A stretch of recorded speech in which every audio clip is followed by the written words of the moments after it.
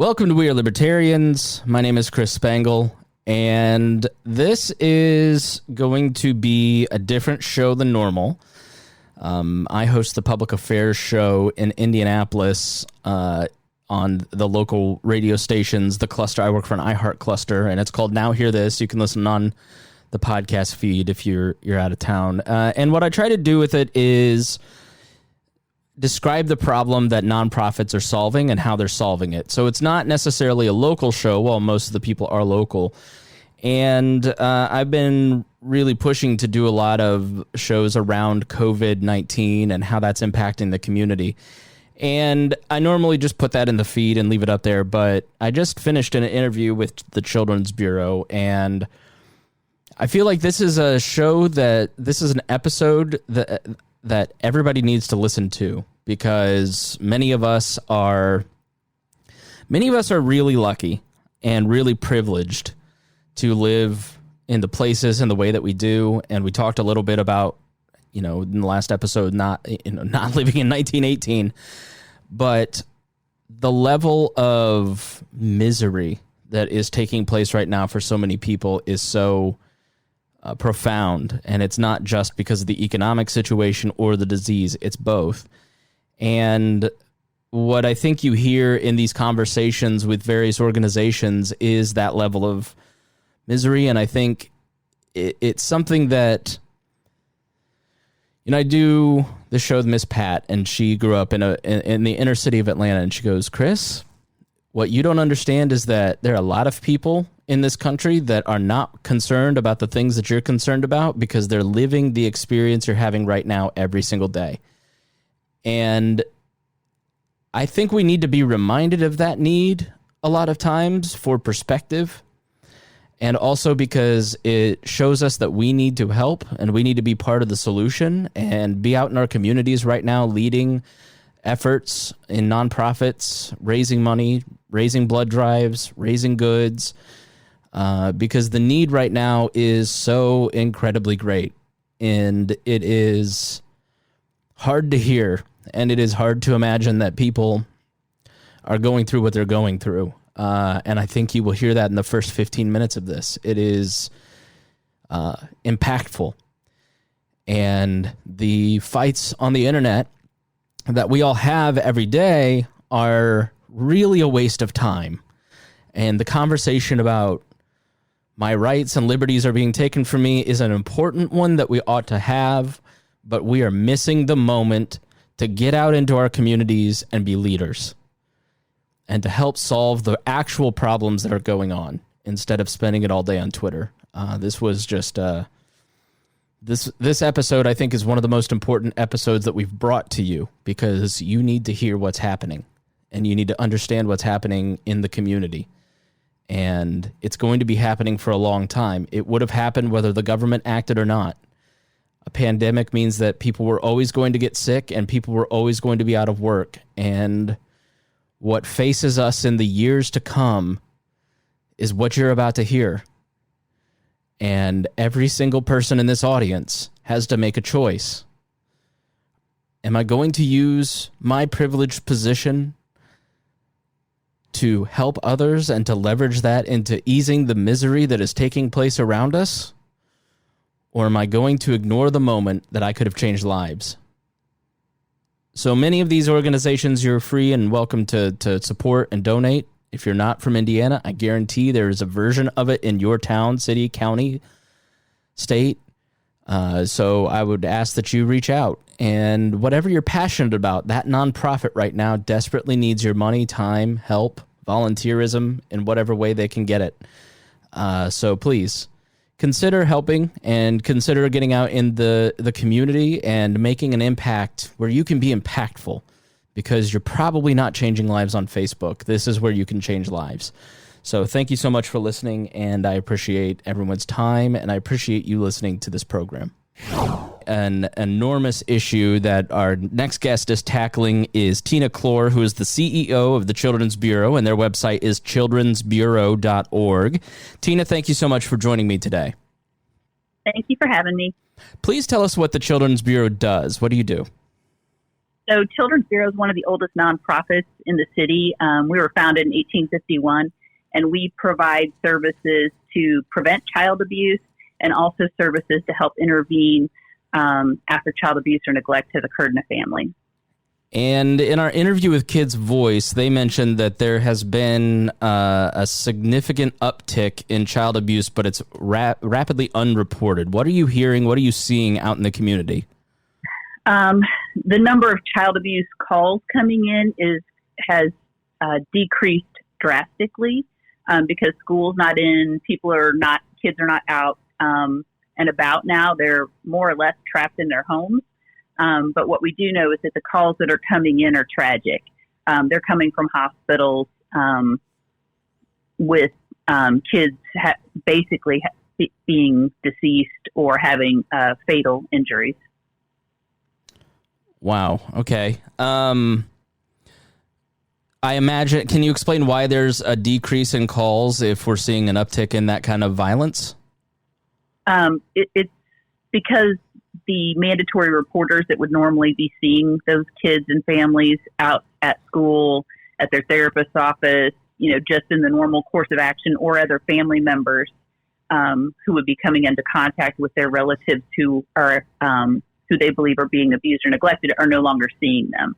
So the stay-at-home order really has isolated victims of domestic violence in those situations, and those homes are more stressed than they've ever been because of a lot of financial stressors. So it's just a very frightening time in terms of the well-being of our kids and other victims of domestic violence in the community. So when we say child abuse, what does that look like? In what forms does that express itself? And what would a mandatory reporter, like a therapist or a school teacher, what would they see? How would you know that a child is being abused? Well, it can range from the kids not having their basic needs met and being neglected, from them not being supervised and being left home alone, to all the way up to pretty violent acts of physical abuse and sexual abuse.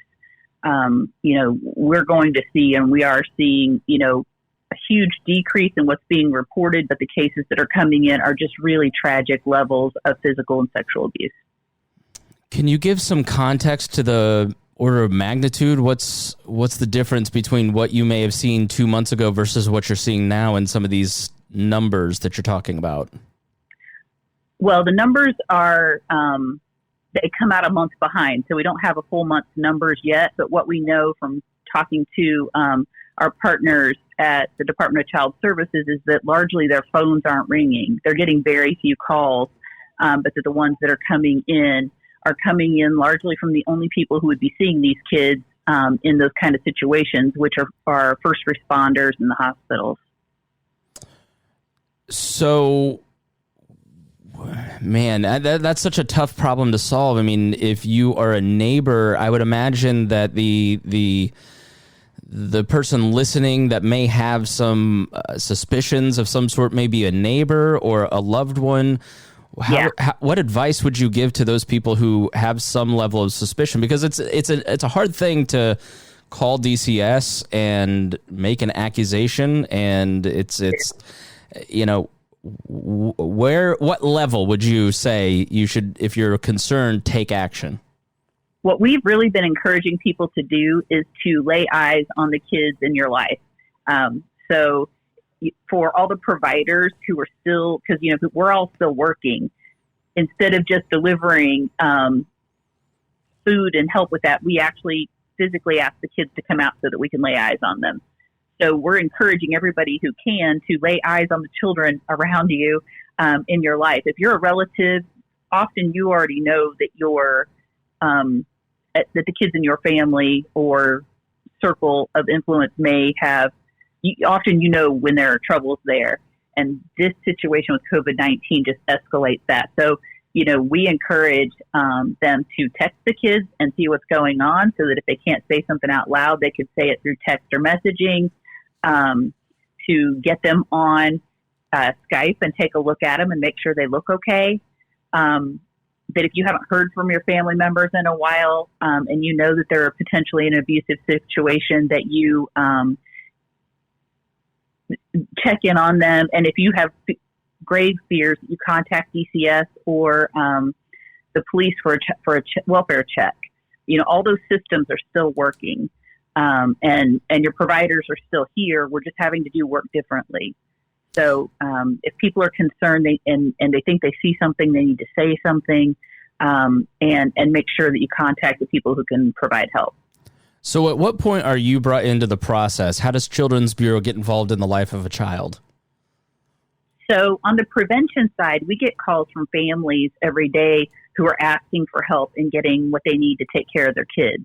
That's one of the primary things that we do. We partner with Department of Child Services, who actually funds that project, along with some grantors. So families call us and basically let us know that they need things to be able to care for their kids. Like right now during this epidemic, in some parts of the state, there aren't diapers available on the shelves. Your town is small enough that it may only have a Walmart. And if Walmart doesn't have them, you can't get them. So we have been shipping those around the state and disseminating them often to the food banks and diaper banks and stuff like that, so that we can push them out to the families who need them. So we do a lot of that kind of work in terms of helping families get their basic needs met. We're helping people with food and hygiene supplies, just all kinds of things like that in communities across central Indiana. We call that program is called Community Partners for Child Safety. So it's a prevention program and people can just call and ask for help. So we do a lot of that kind of work.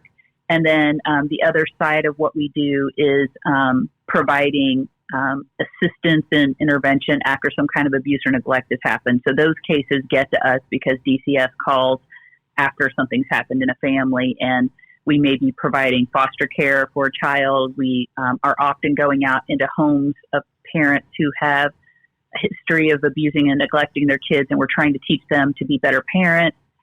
In this current situation, we're also checking on those kids to make sure they're safe and they have what they need. So there are a number of different ways that people begin receiving services from Children's Bureau.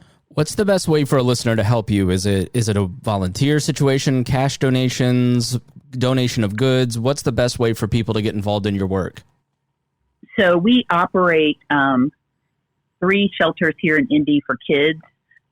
One of them we just opened this week is called Project Courage, and it's a shelter that is caring for the children of adults who've been affected by COVID-19 and are hospitalized or too ill to care for their kids. So all 3 shelters have an ongoing need for things that you need to take care of kids. So our website, if you go to that under the donate section and look and open it up, there are actually lists of items that we need for the various programs to help meet the needs of those kids. So people can either donate resources or they can go on there and choose items off our Amazon list, and it'll ship it straight to us and we can get it to the kids in the shelters. Can you give an example of some of the items that might be needed? Yeah. So typically we are able to accept donated clothes and things like that are gently used. But right now we can't because of all the concern about infection, and we're not allowed to have people in our building. So the kids are coming to us with only the clothes on their backs. So we need at least a spare outfit for each one of those kids. So there's a lot of clothing items on there, diapers, wipes. Our kids, some of them are, in one of the shelters, all of the kids have been exposed to the virus and some are sick. So we're having to set those rooms up like hospital rooms and isolate the kids in quarantine. So we are asking for crafts and coloring books and games, things they can do by themselves because they're going to be spending 14 days in isolation. So, if you can imagine, that's difficult. And we have kids right now as young as 2 in that shelter. So it's just getting the things that we need. We basically started getting a lot of those calls from hospitals and first responders with kids that needed someplace safe to be while their parents and caregivers were recovering. So we put the shelter together and some level are building it as we go. in terms of getting some of the rest of those things that we need just to keep things running. How many kids are we talking, and what kind of age ranges? We have kids. We take kids from birth to 18, and between the three shelters, we have about 60, 65 beds right now. And these are kids whose parents, their single parent gets sick, and then there's no other family member that's able to care for them? Well, there's some of that. There's also, there are a lot of grandparents raising kids right now because of our years of going through the opiate epidemic and addiction epidemic. So we've had cases where both grandparents are in the hospital. One grandparent died. We were waiting for the other one to get out to be able to take the kids back. So we get that. We've had single parents who are hospitalized. We have, right now family is pretty loosely defined. There are a lot of different versions of kinship care happening with different folks raising kids. And so we're supporting them by helping out with the kids. So it's really almost every situation you can think of in terms of who is in need of that. And some of them are people who would be people that typically live in poverty, and some of them are not. Some of them are middle-class people who just may not have any contact or know anyone here, or where their own relatives are already too high risk to take on kids that have been exposed to the virus. Well, let's go back to the financial need, the family need. Before I ask my final question, I just want to give some context again, because I think people are spending all day on Twitter. They're seeing debates between, lives versus the economy, but the need here is kind of getting missed for most people. And can you give an idea of, for you on the ground, the difference between this time last year and what's happening right now? Yeah, so on a normal month in my child abuse prevention programs, we receive about 350 referrals for people who need basic needs assistance, which is like rent, utilities, food, very basic things, diapers. We, in April so far, the first week of April, we've had 650 requests. We had 650 referrals for families in 1 week. So we have pulled over resources inside the agency from other programs, and our staff are working, 12 or 14 hours a day, taking phone calls of people who are desperate.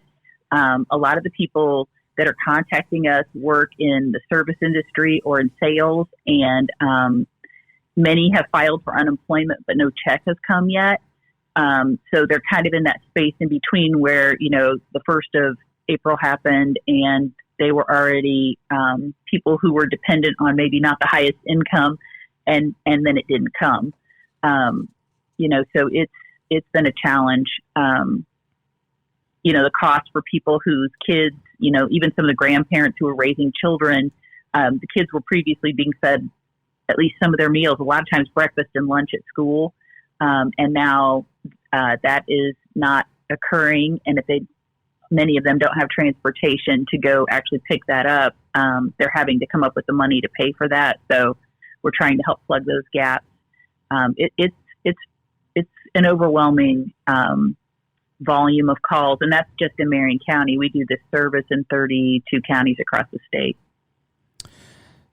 Tina Cloer, CEO of Children's Bureau. Your website is childrensbureau.org. That is BUREAU.org. And that link will be in our show notes on our website if people want to go there and click there. Thank you so much for joining me. I really appreciate everything you're doing. It sounds like it's making a big difference in a lot of people's lives, and I appreciate your work. All right. Thank you. Thank you for having me. I have the pleasure today of speaking to Jay Height, who is the executive director of Shepherd Community Center on the Near East Side. Jay, thank you so much for joining us. Thanks for the opportunity. Absolutely. So tell us a little bit about Shepherd Community Center. What are you? Where are you? What do you do? Yeah, Shepherd Community is serving the Near East Side of Indianapolis for the last 35 years. We are on East Washington between Sherman and Emerson. We've been here. We used to be at State in Washington, and a little over 15 years ago moved further east. and have served this area in a continuum of care, working with children, teens, and their families to about 500 families, as well as serving the neighborhood and other residents with additional services. So obviously this is a time unlike any of our memories in recent past. So how are you adjusting to help at-risk families during the COVID-19 pandemic? Well, we pivoted 3 weeks ago to focus in very much a relief mode to make sure the basic needs of our neighbors are being met, making sure that they have food, making sure they can pay their bills and they're not going to be evicted or have any of their utilities shut off. We're working with making sure their medical needs are being met. We are working to continue the education to the 400 plus students we work with every day in our normal programming to make sure they can continue moving forward academically through e-learning. And then we're trying to connect to a community where social isolation is causing all kinds of challenges, and want to make sure that folks know that they have neighbors who care for them. So let's go through some of those 5 areas and talk about the various needs and how you are helping. Let's start with food. How big of a need right now is there in food in some of the families that are at risk? It's overwhelming. So every day we distribute stacked breakfast and lunch to students. Afternoons we provide meals to probably, say, 200 families, so that they have something that they can warm up and eat. Every 2 weeks, we do a food giveaway of 500 boxes of food. Every Friday, we're doing breakfast in a bag, a partnership with Elanco, where we are providing pork product, milk, eggs, and bread, all raised and brought to market through Indiana farmers and producers. And so we appreciate that partnership. We're working with great organizations like Second Helpings, Midwest Food Bank, Gleaners, and partnering with folks like Safeway, where we're purchasing food. It is very difficult, and so hunger is an unfortunate reality, and we're doing everything we can to get food out, sharing some of what we have with others so that other organizations can meet the needs of those that they have relationships with. You know, all of these issues are bigger than any one organization. It's going to take all of us working together, and we're blessed to have a lot of great friends in the city. So can you give us an idea of the difference between, maybe this time last year or January versus the need for food, the demand for food versus now? What's changed? It's 180 degrees. Really? People have struggled, and I would have said a month ago that the challenge was really around access, that we had enough food. Right now, the just-in-time supply chain can't keep up with this huge demand, and so it's hard to find food. It's very difficult, and so it's requiring a lot on our behalf to keep people fed. And we've reconstituted our own kitchen where we provide meals to over 2,000 meals to kids every week during our normal programming. So now we're trying to help feed the whole family.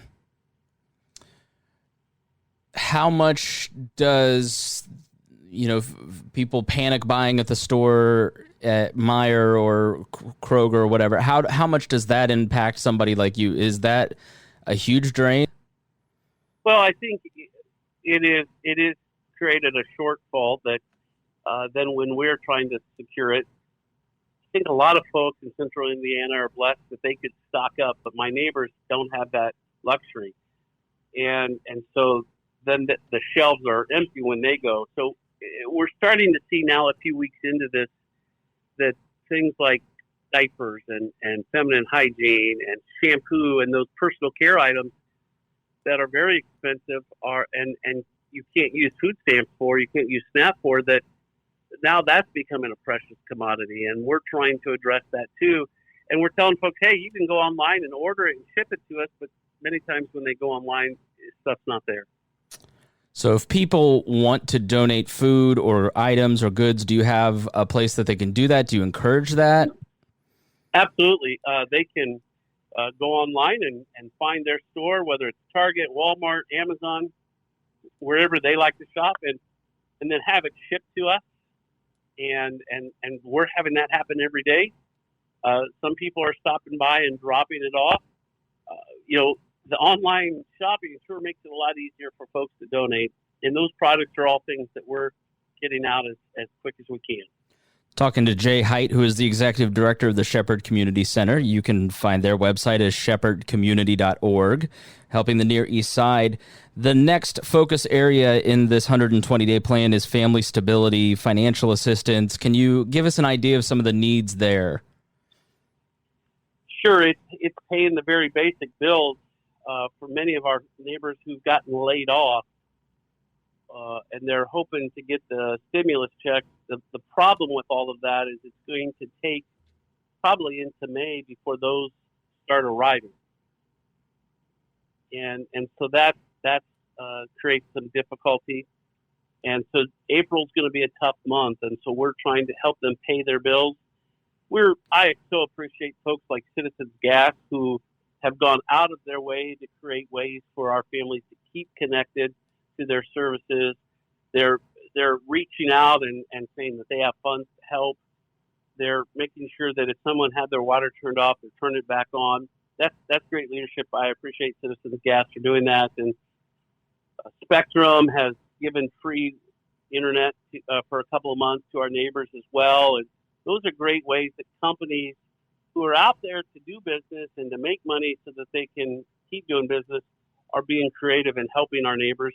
But we're also having to help them with some other bills and things like cell phones during this time are not a luxury. They're actually needed. And it's the way many of our neighbors actually can go online to fill out their unemployment. Part of the challenge, we're working to make our parking lot a hotspot, because where do you go if you don't have connectivity at home? And the places that most of our neighbors would go are closed. And so we're trying to help them so that they can pull into our lot, they can walk here and be able to connect. So would something like a cash donation to Shepherd Community help you with some of that, or is that about partners, working with partnerships? How can our listeners help you in this area? Well, people can donate. There's a site on our website, the COVID-19 landing spot, where they can go on and donate, and 100% of that money is going to be used for our response. We're spending more money than we normally do, but we should, and that's what's needed. We're thankful that we're here and we're able to do this. We're getting about 25 phone calls a day of neighbors, 25 to 50. It averages out that they're calling us saying, hey, I need help with this bill. I need to buy this medicine, that kind of stuff. So speaking of medicine, the next focus area is the medical area. What is your organization doing in this respect? We have a paramedic in a partnership with Eskenazi that is on our team, and we've redeployed him. He's actually going to seniors' homes, making sure that they are being taken care of.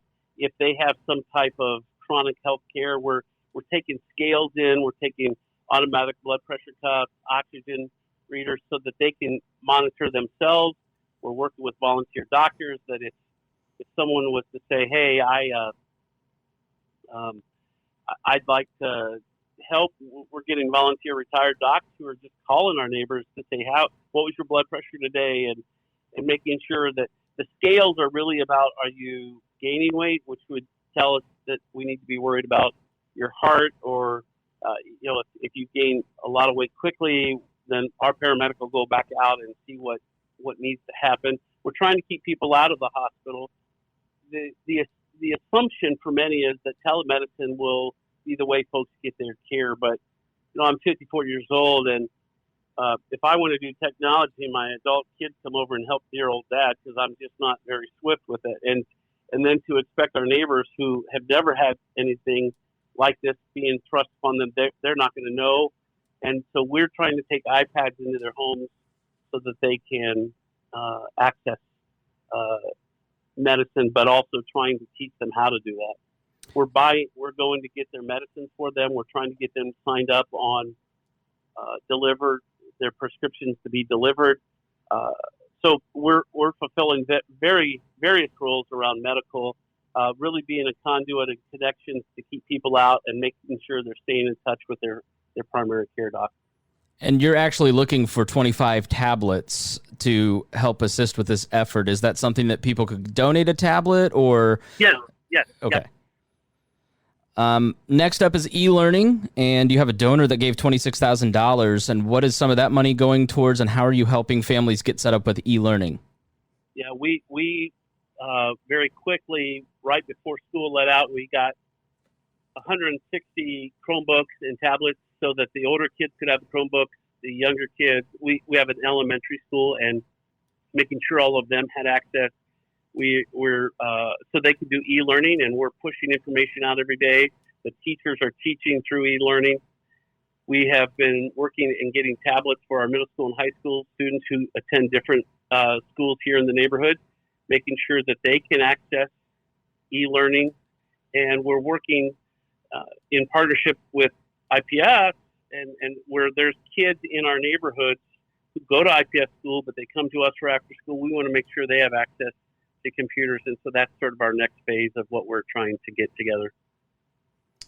Okay, and the last in your 5 focus area is social isolation. What are some ways that you're trying to help people feel more connected? We're pushing information out to them. We're texting them videos.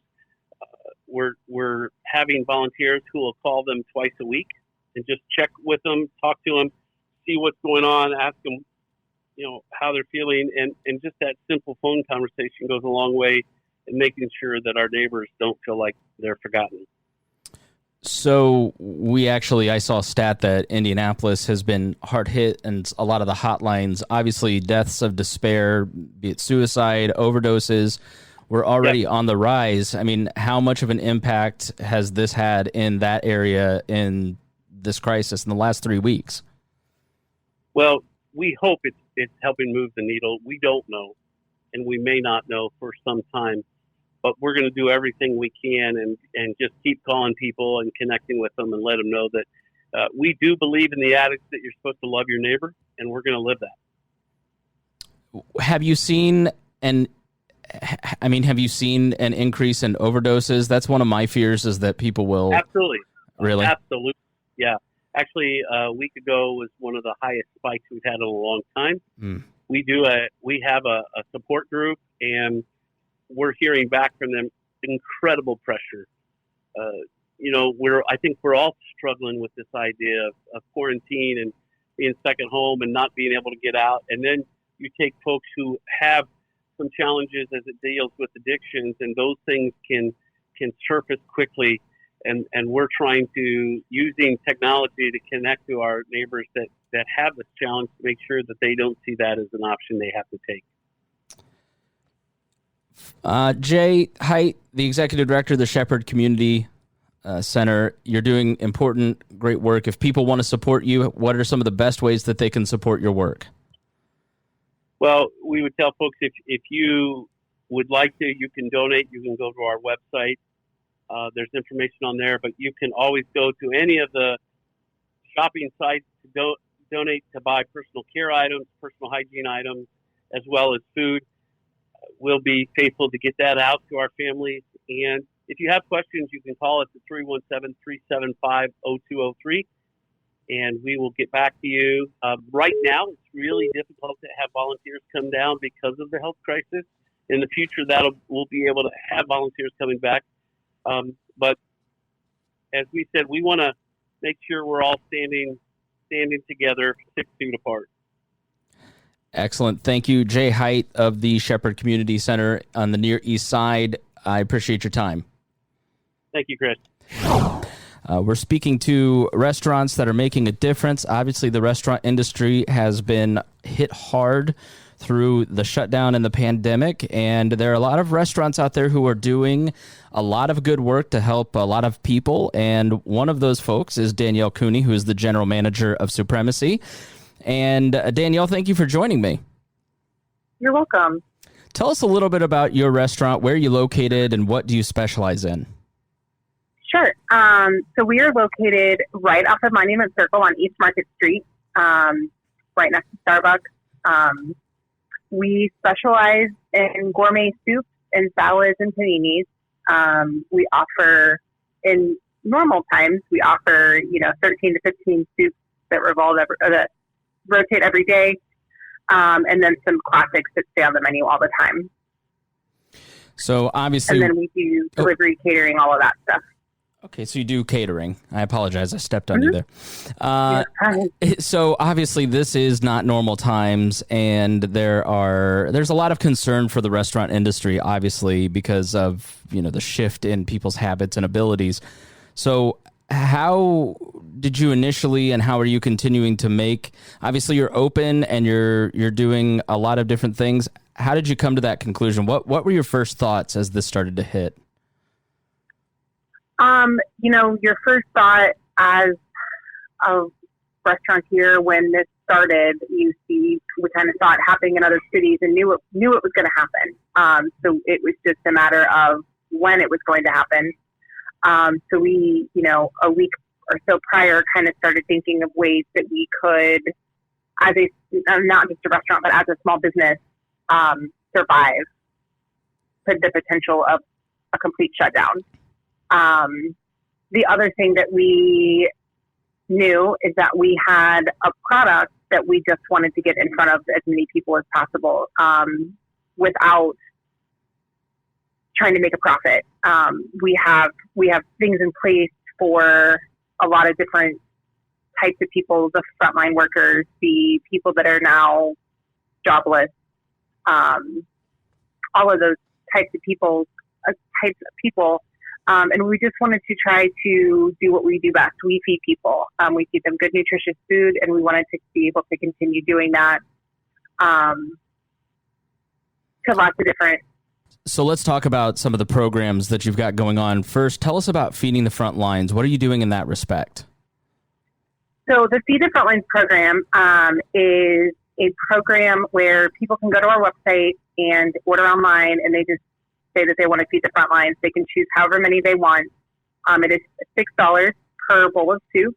So there is a discount on that.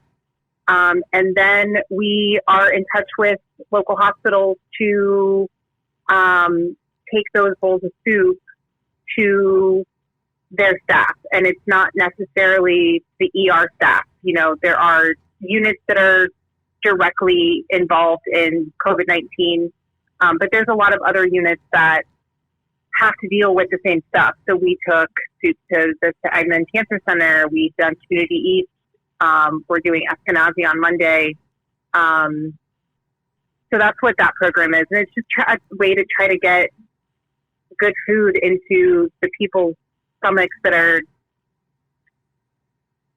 fighting the hardest for us, Yeah.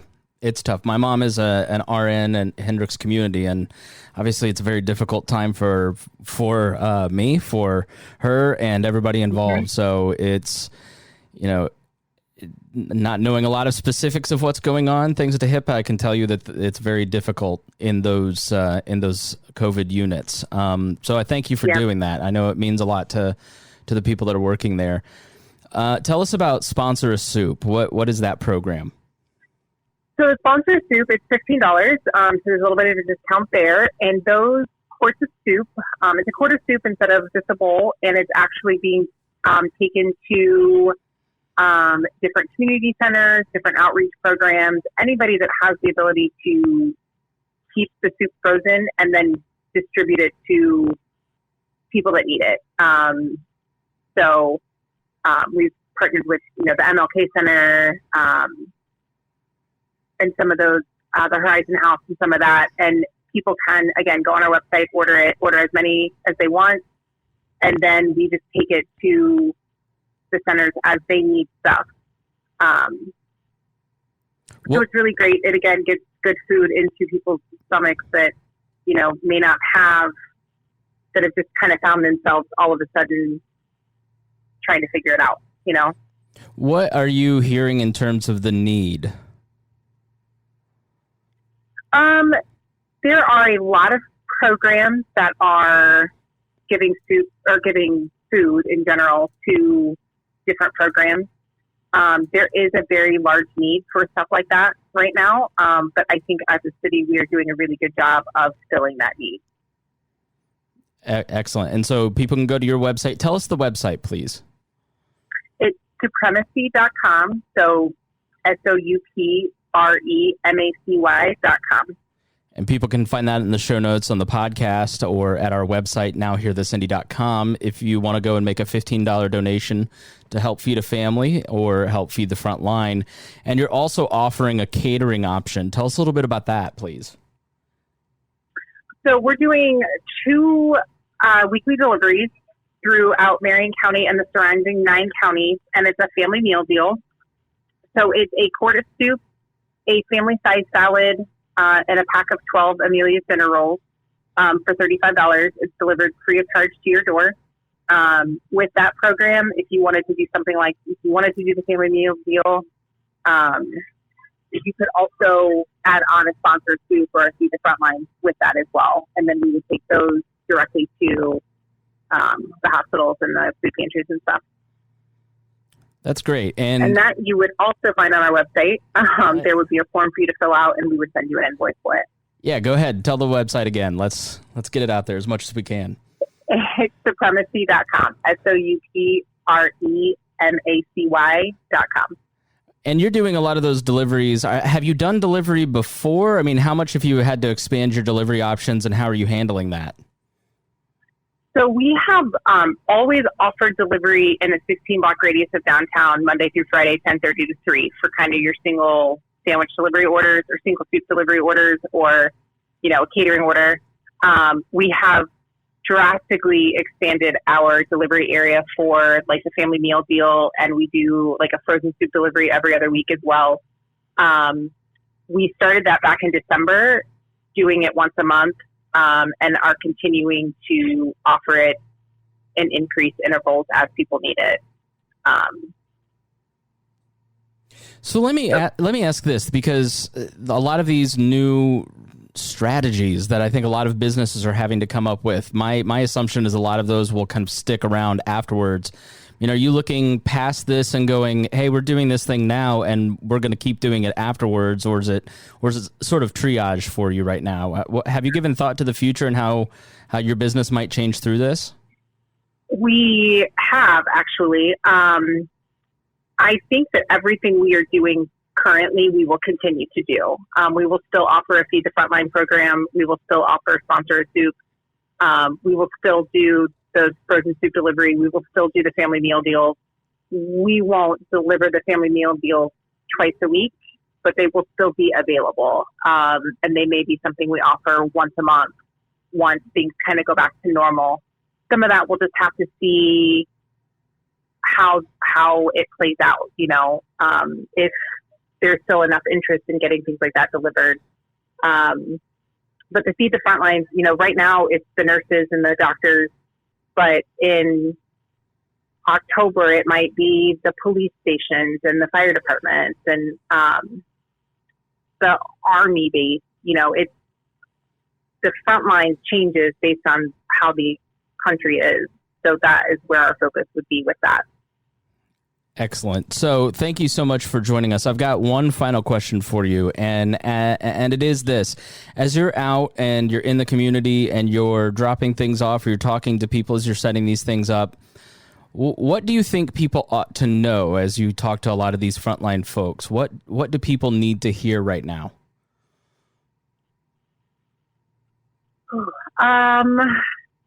That is a good question. One of the biggest things that I have heard from specifically people on the front line, the nurses I've talked to, the people that have come out to get the food, is really how grateful they are.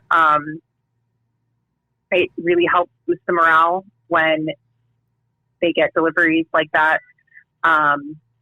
They're very appreciative and thankful, and I think it helps them feel like they're not doing this alone. I think just the big draw of the community reaching out to help, I can't personally feed the hospital, the entire hospital by myself, but I can donate, $10 or $15 with 500 other people, and we can feed the entire hospital. We can feed multiple hospitals. And I think just people coming together and doing that has been really impactful to them. Excellent. Again, that we are talking to Danielle Cooney, who is the general manager of Soupremacy and their website. Tell us your website again one more time, please. It's soupremacy.com, SOUPREMACY.com. Excellent. So please go help the frontline folks, help people who are in need. We encourage you to go and help Soupremacy in this time. Everybody's looking. There's a lot of need, and we thank you, Danielle, for doing your part. And I know it's greatly appreciated by everyone in the audience. So thank you for what you're doing. Thank you. On my timeline, there has been a constant flow of questions about parenting time and issues between two parents that may have custody issues. And so we're going to talk a lot about that today. But first, let's talk about what Kids Voices of Indiana does. So, Lindsay, if you wouldn't mind, tell us, what does Kids Voices do? Yeah, so Kids Voice of Indiana, we are actually celebrating our 35th year in 2020. So we have been around for a long time, and we focus on three main areas. So the first one is what you mentioned, Katie is the director of. So that is our Children's Law Center of Indiana program. And it has a statewide reach and focuses on education and training for anybody. People that are attorneys, people that are social workers that want to be child advocates.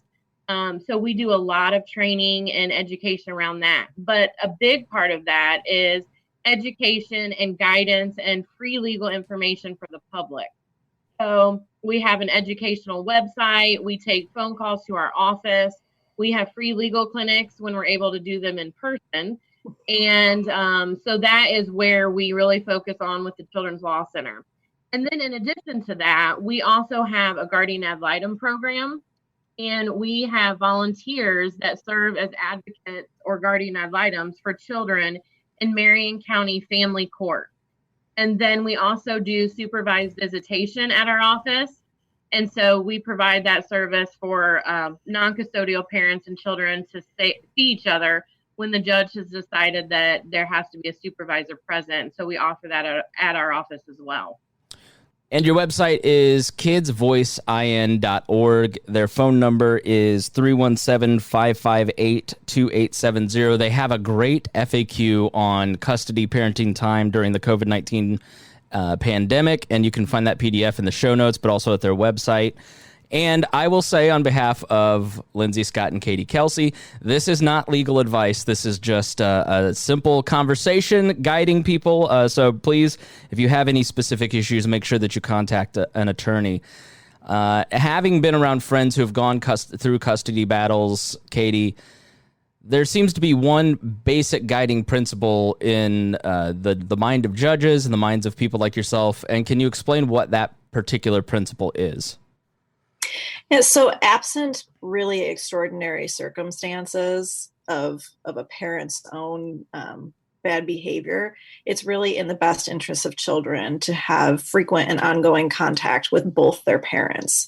So courts are going to presume it's in a child's best interest to continue as normal with the normal custody arrangement and normal parenting time arrangements.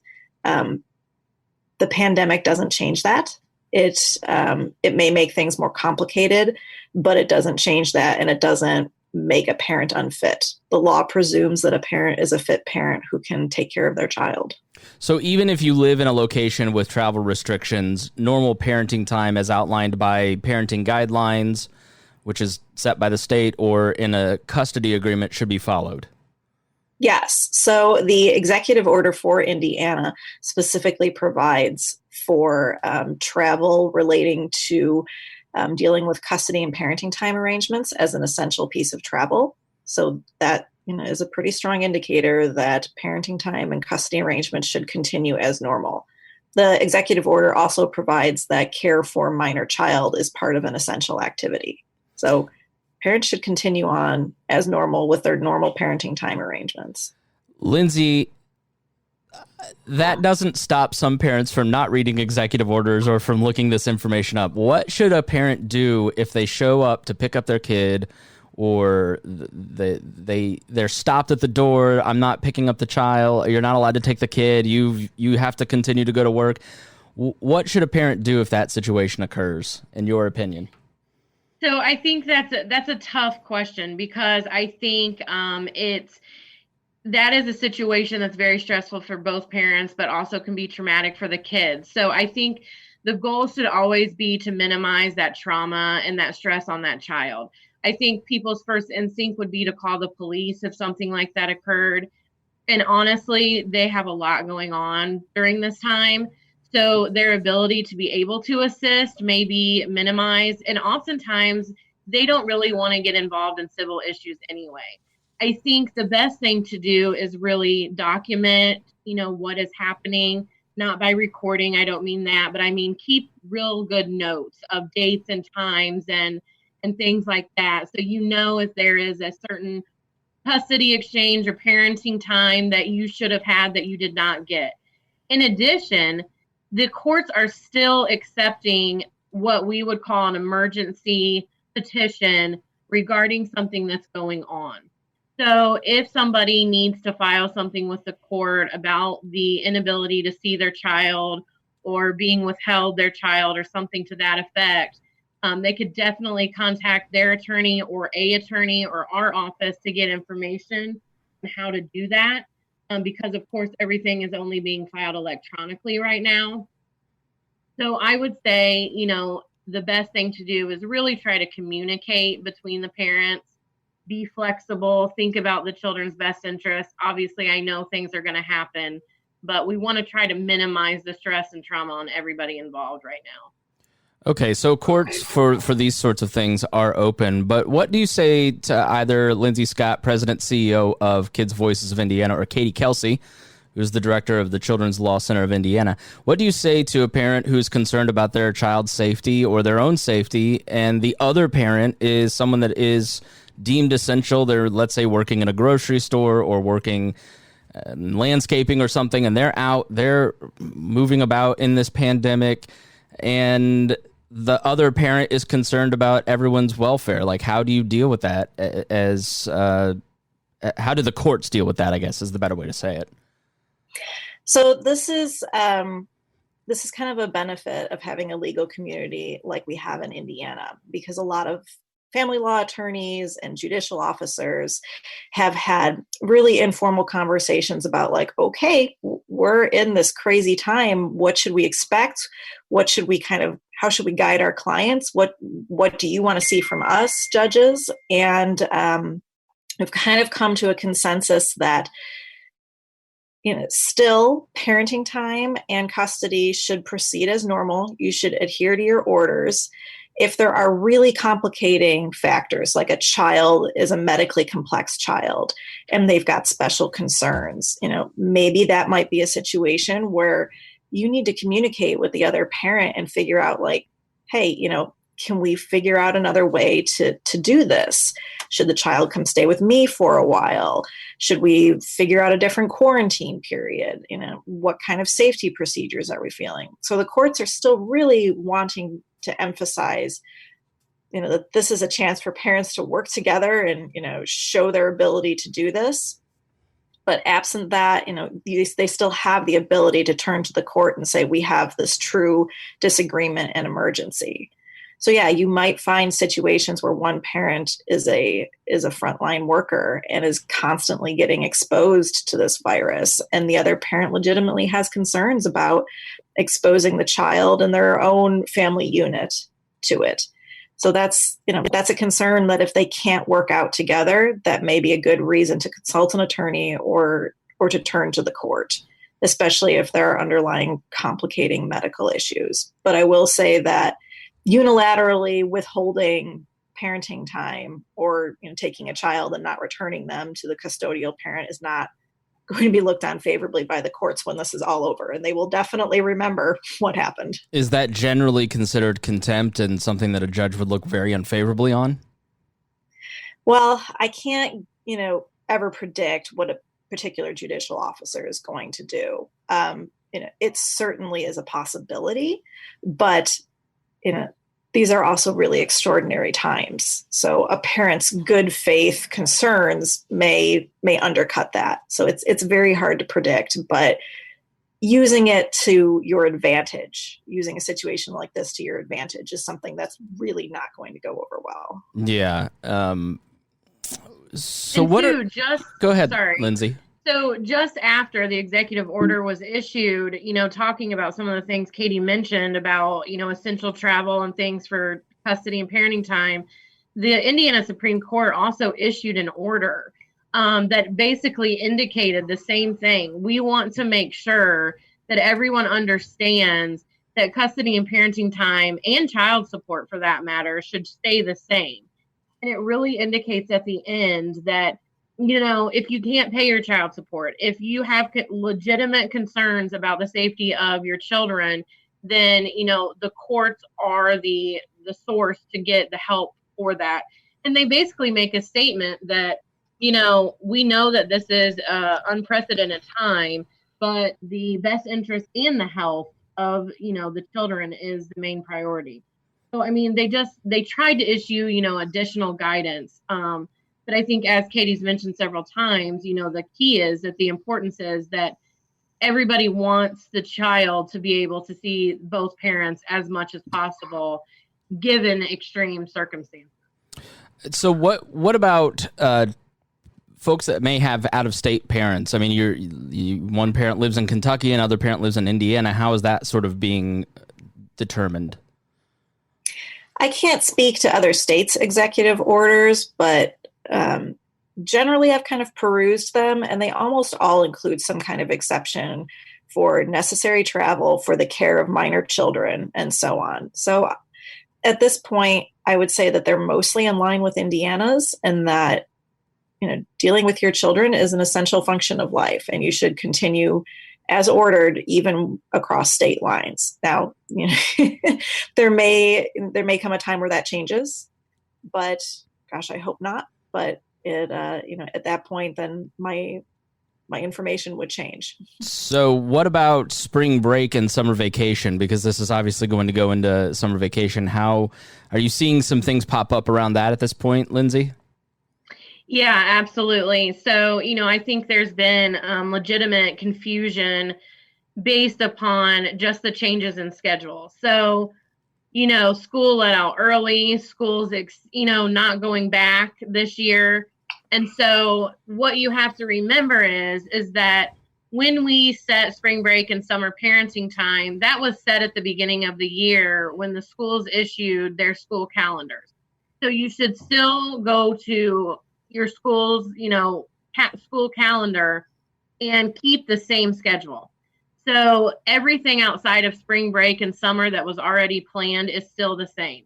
Essentially, that means that spring break, if it's 2 weeks for your school district, just because school was out doesn't mean that spring break is now 5 weeks. So there's e-learning time in there, things like that you have to remember. So spring break, normal parenting time, summer parenting time should all remain the same as you planned at the beginning of the year. So what if the other parent wants to take the kid to Indiana Beach? What if they're going to just break the order and take the kid on vacation? What do you do then? So that's obviously a violation of the stay-at-home order. Vacations, trips, they're not part of what we would consider to be an essential activity. So that would be a problem. There is a function on the Department of Health website, but that mostly relates to reporting businesses that are violating stay-at-home orders. There isn't really anything in particular for individuals doing that. So I would say that if you're in a situation with your child's other parent where they are indicating that they're going to take the child to Florida for summer vacation or spring break, I guess that would be the more accurate example at this point, then that would be a situation where if you can't work it out together, you probably need to bring it to the courts. Okay, so you mentioned child support, and with 20, 30 million people newly unemployed, that's going to become a concern.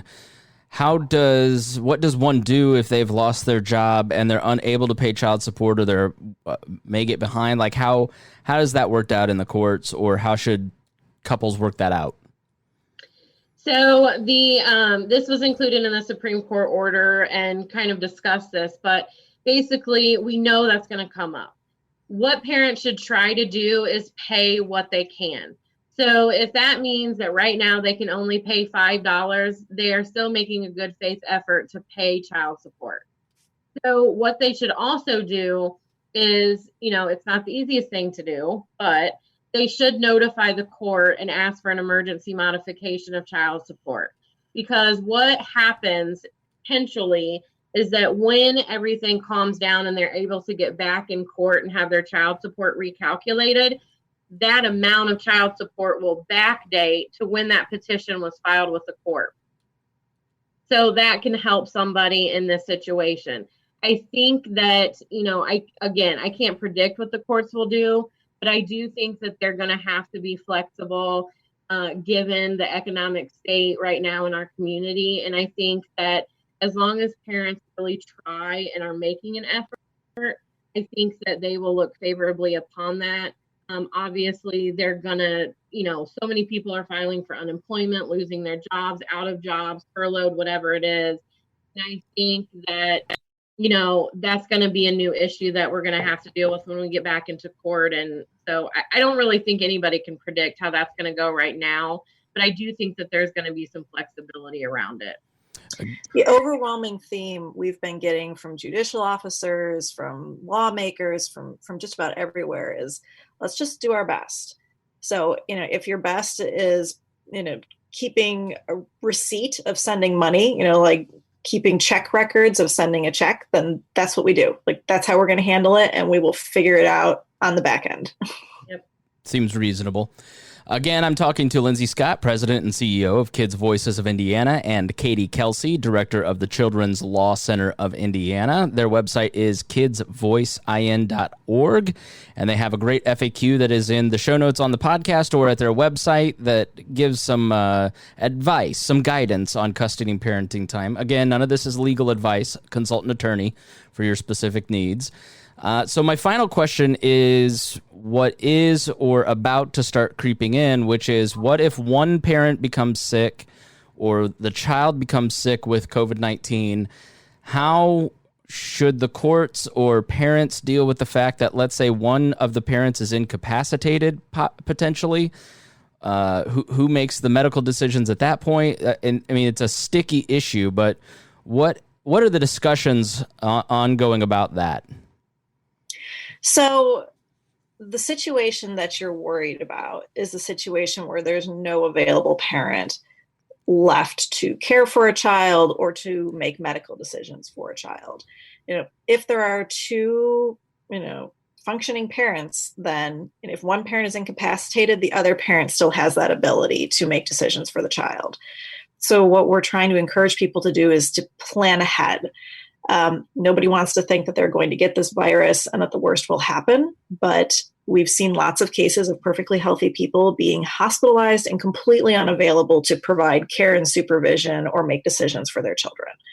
So we recommend making some kind of family safety plan in the event that a sole parent with no other involved parent, in the land has, or that married parents or parents who are a functioning unit have, so that they can make plans for the event that there's no one there to make decisions for the child. You need to pick a person or several persons, given the widespread nature of this pandemic, who can care for your children and who you trust to supervise them and give them the attention they need and to make medical decisions for them. You can accomplish that informally, or you can accomplish it more formally through a parental power of attorney, or even something like a standby guardianship. And those materials are on our website. So Katie has put up forms that parents can use and some instructions, and those are coming in Spanish as well. And I think another thing to remember is even if you are in a co-parent relationship, so you're married or you're not married, but you have joint legal custody, you might want to talk to each other about what would happen if both of you got sick, and still have a person. I think it's always good to have an emergency plan. My husband and I went ahead and figured out several backup caregivers for our kids because just in case we are both unavailable, we need someone to be able to take care of them and to make decisions for them in case they get sick as well. Yeah, and I've had conversations with my family members about it as well. So, final question to you both. What is the thing that you see on a daily basis that you wish everybody knew about your work? What would you say to people listening? For me, I think what is so key for me about our work is how preventative it is. It's really hard to, explain our impact when it's a prevention service. But by everything we do, we are essentially working to prevent children from being abused and neglected. And so whether we're directly providing best interest representation for a child as their advocate, or whether it is providing the, best practice legal information to a parent or a caregiver or a grandparent, they are then able to take that information and use it to protect that child. So really everything we do, at the end of the day is about preventing child abuse and neglect. And that's why, for me, it's so important and so unique as well. Are we seeing an increase in child neglect and abuse as everyone's staying home? Like, have you seen any statistics or anecdotal evidence that that's occurring? I've seen anecdotal evidence. I'm hearing from police officers that they're having a lot more domestic violence runs, and there are often children involved.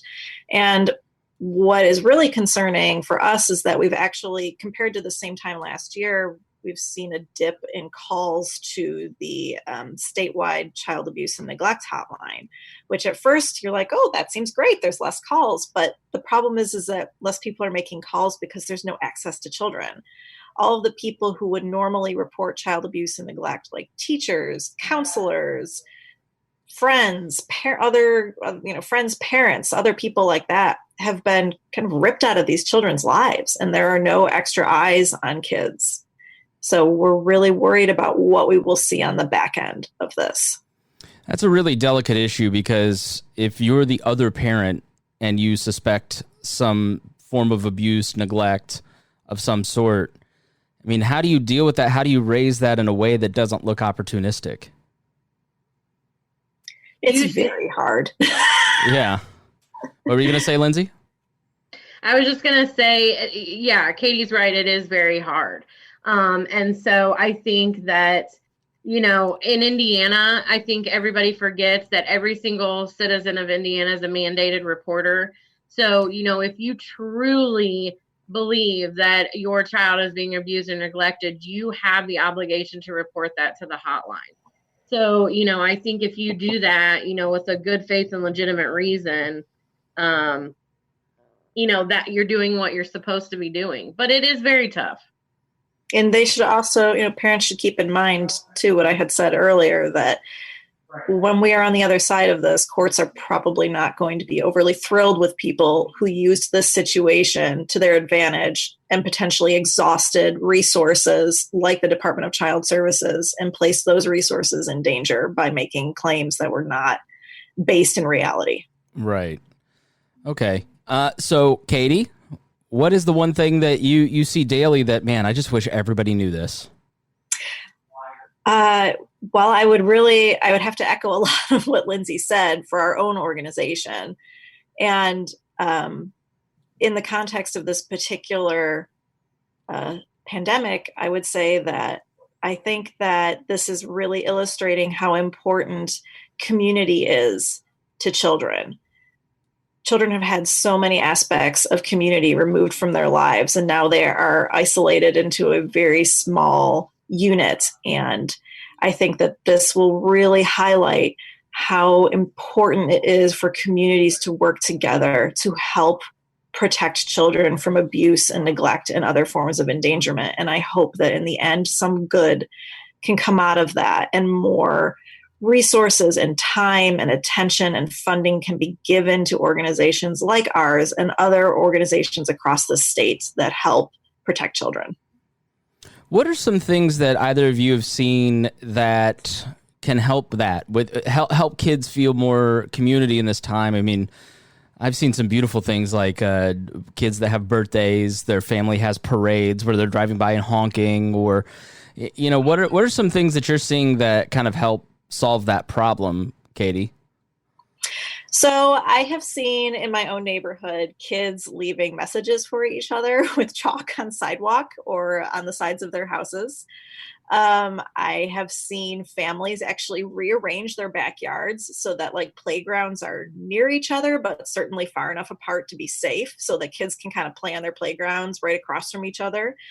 There's been in my house, a lot of Zoom dates with classmates. So they listen to music and eat the same snacks together, and they do crazy things like make faces and show each other the chewed up food in their mouths, whatever it is that kids do. So using technology, but then also using some more like old school methods of communication by, 2 tin cans and a, and a rope.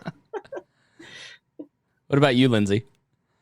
So one thing I've been seeing a lot of is like scavenger hunts and reforming them in ways that, because not everybody has access to computer or tablet or whatever it is. So within the home scavenger hunt, over the phone scavenger hunt, I've seen like a family tree one where you call, different people in your family to get different information about, who was born this year, who's been to this state or whatever it is.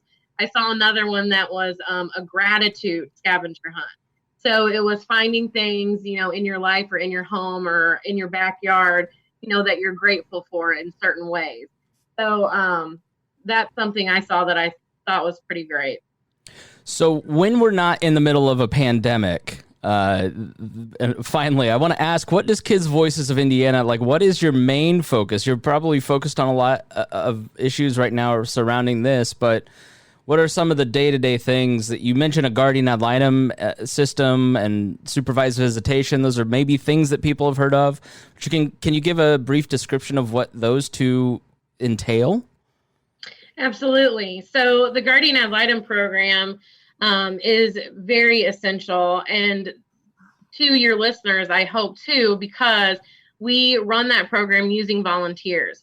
So it is a fantastic way for somebody to get involved with our agency as a volunteer. And you do not need any background information or training. We train you in-house. And what they do is they serve as an advocate for children in family court. So these are kids that are going through divorces, adoptions, guardianships, or any kind of custody or parenting time dispute that's heard in Marion County Court, civil court. And so we do that. We use volunteers who go out, meet with the families, do an investigation, meet the kids, counselor, parents, grandparents, talk to the teachers, and really provide the court with a holistic picture of what this child's life is really like and where would this child be the most safe and stable, at the end of the court case, basically. So we're helping the court system make these decisions for these children that are the best for them. And our staff attorneys then support those volunteers. We provide information in court. We put on our own case, just like a mom or dad or grandparent does. But everything we do is for that child. So that program is really essential to doing that. Excellent. Well, Katie, anything you wanted to add to that? Nope, that about sums it up. All right, perfect. Well, thank you so much for joining us. Again, their website is kidsvoicein.org. And they have a great FAQ about custody, parenting time, and the COVID-19 pandemic. So please check that out. Please share this. Lindsay, Katie, thank you so much for joining me. Thanks for having us, Chris. Yes, thank you. And today, my guest is Chad Priest, who is the Chief Executive Officer of Red Cross Indiana. And they have a message for all of us. They are experiencing a blood shortage. So, Chad Priest, thank you so much for joining me. Chris, thanks for having me on the show. Appreciate it. So, first off, what is the website that everybody should continue to monitor if they want information and updates from Red Cross? It's very easy. redcross.org will get you news, information, give you a portal to donate blood, schedule a blood donation appointment, or to donate funds, as well as to volunteer. redcross.org. So what is happening right now with blood donations, and why are we speaking today? Chris, we've seen since the COVID-19 pandemic began, at least acutely in the United States, so think back 20 days or so, less than that even, we've had 4,000 blood drives canceled in the United States. That is a result of businesses and schools closing, and a lot of people may not realize so many of our blood donations come from schools, colleges, high schools, as well as companies. So those have closed. We've had 4,000 cancellations. That's led to us losing over 100,000 units of blood. And that's just the numbers where they stand now. Every day that is compounding. In Indiana alone, midweek at 150 drives canceled with over 5,000 units lost. The cancellations are coming so quickly, it's very difficult for us to keep track of them. So it's a severe shortage we're finding ourselves in. Our projections are that this shortage will exponentially grow in the coming days and weeks. So what impact on hospitals and patients does that kind of shortage have? Well, it's for a long time, scientists have been trying to figure out a way to replace human blood with something synthetic, and it just can't happen. The only way to replace human blood is with other human blood. So without it, there are going to be a lot of people who we are at risk of not giving them what they need. So think, for example, of we've all had someone in our lives impacted by cancer. Transfusion medicine is a key focus of a lot of cancer care. We know that in trauma, motor vehicle accidents, things like that, there's a need. Surgical procedures, the list goes on and on. Blood products are an essential component of modern American medicine, and without them, we could see a lot of people becoming very ill or sick, maybe even much more so than through the COVID-19 pandemic itself. In other areas, I know the Red Cross is a global organization. How have we seen the Red Cross deal with this blood shortage in places like Italy and other places where you operate? You're right. The Red Cross is a movement, a global movement. I can't speak to the specific blood challenges in every country. Not every country does the Red Cross collect blood, so our services do vary from place to place. But I think we should all be feeling very good about the fact that our Red Cross global movement is fully mobilized, because it's not just blood. Here in Indiana, for example, the Red Cross is mobilizing our disaster workforce. It's going to take a lot of lift for us to be able to continue to provide the disaster services that Hoosiers rely on every day. We're entering into the spring tornado and flood season. That's a very active time in Indiana, and we're having to make dramatic changes and modifications to our systems to ensure that we don't degrade those services. We continue to serve military members and their families every single day. Those services can't stop. So our Red Cross, with about 138 years of Clara Barton's DNA, literally in our veins, we're fully mobilized. But this is going to be an unprecedented effort by the American Red Cross and all of the Red Cross societies around the globe. Talking to Chad Priest, who is the CEO of the Red Cross of Indiana. Their website is redcross.org. So how are you trying to meet those challenges? I mean, it's hard to get people out to volunteer.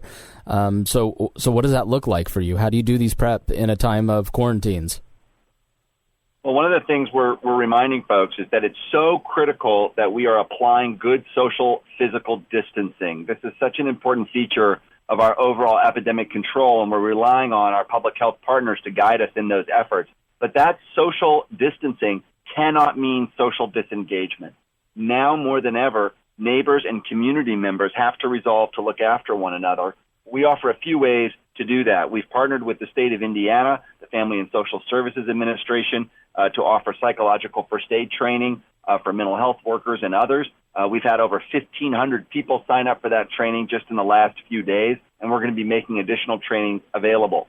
We're also asking neighbors to do very simple things, like check on one another. It seems silly, but a lot of us don't know the name and phone number of the person that's right next door to us, even though we could get in our house and Skype with someone half a world away. We can't overemphasize the importance of staying connected. We are going to have to lean on each other for help. And then, of course, we need volunteers.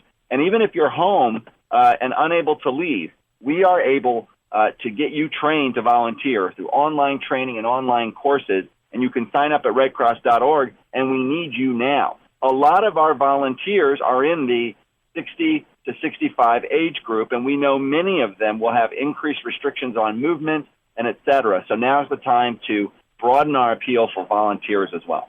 So if you're working in a virtual situation to volunteer for the Red Cross, what are some of the things that you would be doing? Well, we start everyone out with training. Unlike a lot of volunteer opportunities, at the Red Cross, volunteers are 97% of our workforce. So volunteers do everything in our organization, and that requires some really intentional training up front. Almost all of our training is either already virtual, web-based. Where it's not, we're making modifications to offer that training through teledistance. Once trained, we've got opportunities that range from helping us secure and locate blood drives, helping us staff those blood drives, helping us prepare for disasters, responding to disasters. We do a lot of telecase work, and of course our service to armed forces work is always remote. So there are a lot of opportunities to do a lot of good right from where you may be sitting. So when you have these blood drives, what measures are you taking to make sure that everybody involved is safe? The first thing that's important to note is that it is perfectly safe to get and receive blood because COVID-19, and in fact any respiratory virus, cannot be transmitted via blood. So the blood supply itself is safe, and there's no more risk to donate blood than anything else. We're taking some extraordinary efforts at our drives, including temperature screenings at the door. We've increased social distancing in our operations so that our beds are farther apart. We are avoiding or eliminating any sort of queues or waiting. We can do that in a number of ways, depending on the physical building itself, limiting it to no more than 6 people in any given space. And, of course, our phlebotomists and technicians are some of the best in the country. They're extraordinary healthcare providers. You'll see them applying best-in-class, evidence-based use of personal protective equipment, wiping down surfaces, etc. So, final question to Chad Priest, who is the CEO of the Red Cross of Indiana. In your work every day, what is the one thing that you wish everybody listening could see or understand that you're just going, this is obvious? I wish everyone would stay home. Some of us have to be out for our work, healthcare workers, humanitarian workers. I'm out today, and what I'm seeing it concerns me. We need to listen to the advice of public health authorities and our government officials and remain home. I am confident that Hoosiers will be able to not only survive this epidemic but thrive through it. But we have to start by making decisions that are in the best interest of everyone. Stay home. Check on your neighbor. Find a way to be socially engaged. So go to redcross.org, donate your blood, donate funds if you can, register to volunteer, and don't give up. Stay the course. I think that's the message we all need to be sending each other, and know that your Red Cross is standing beside you. All right, Chad Priest, that website again is redcross.org. If you are home and you don't have much going on, please hit up the Red Cross, help organize with them.